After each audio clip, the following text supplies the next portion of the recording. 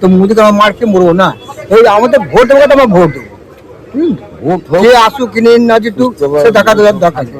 আমার দেখানো দেবো আমরা বলি 2011-র পর থেকে 2016, 19, 21, 24 ইত্যাদি যে সমস্ত ভোটগুলো হয়েছে কোনো ভোটেই কিন্তু টিএমসি সাধারণ মানুষের ভোটে আসেনি। তৃণমূল শেষ, তৃণমূল চলে গেছে।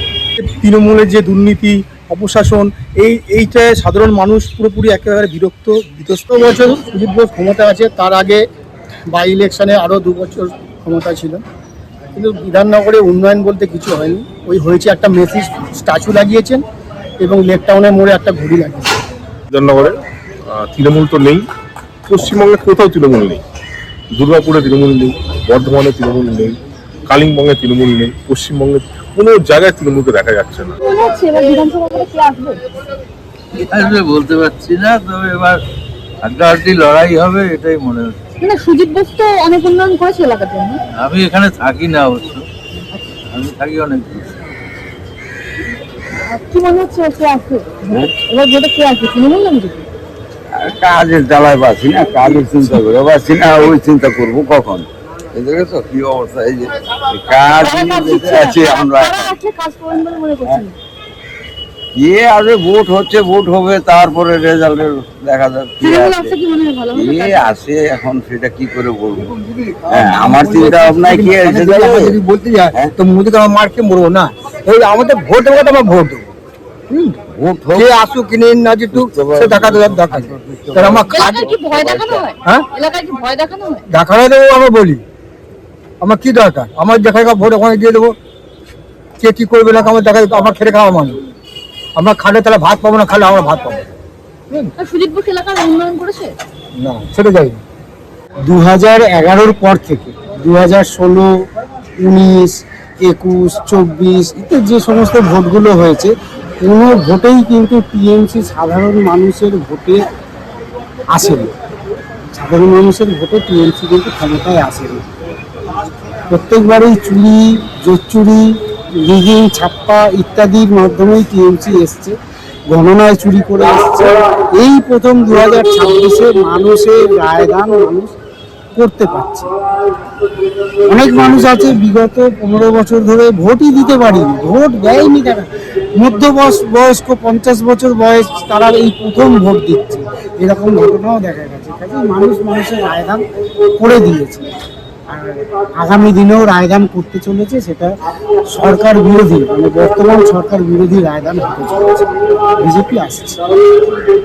কি মনে হচ্ছে 26-এর বিধানসভায় কে আসছে?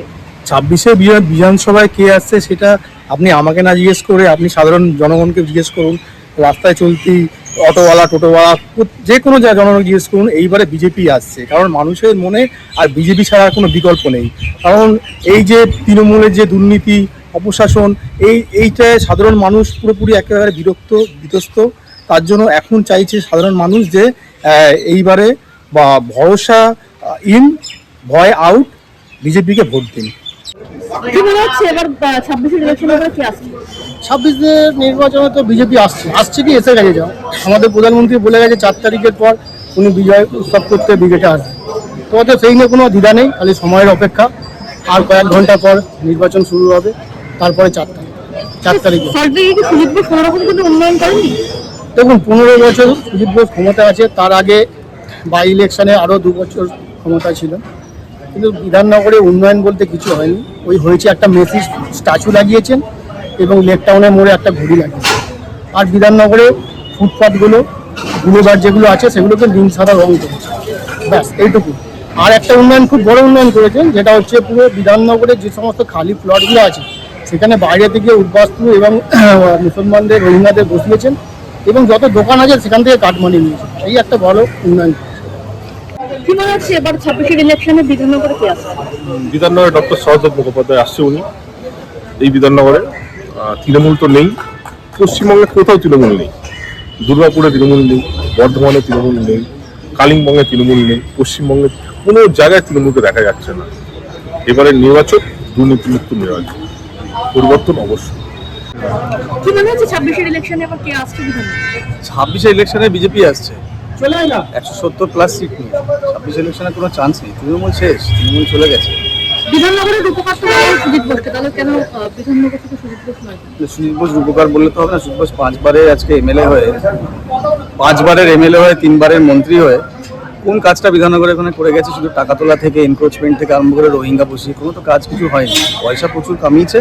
আর বিধাননগরবাসীরা, সব থেকে বড় কথা, পাবলিক আর বিধাননগরবাসীরা ডিসাইড করে নিয়েছে যে কাকে ভোটটা দেবে। এবার আপনি আগের ফেজে যদি দেখেন তাহলে পোলটা দেখেই বুঝতে পারবেন যে কত ভোট ফুরেছে। সেই হিসাবে কোন জায়গায় আমরা আসতে চলেছি। সেকেন্ড ফেজেও সেম ভাবে এই ওয়েভটাই থাকবে, 90+। সুধীর বোস ফ্যাক্টর না, কোনো অঙ্ক, কোনো সুধীর বোস ফ্যাক্টর না। আমাদের যে প্রার্থী হয়েছে ডক্টর শারদা বন্দ্যোপাধ্যায়, অত্যন্ত ভালো মানুষ, সজ্জন মানুষ, ফেমাস এবং ভালো অঙ্কোলজিস্ট, ভদ্রলোক মানুষ। বিধাননগরের ম্যাক্সিমাম লোকেরা ভদ্রলোক, যারা কিছু কাজ করতে চায়, পয়সা কামাতে আসে।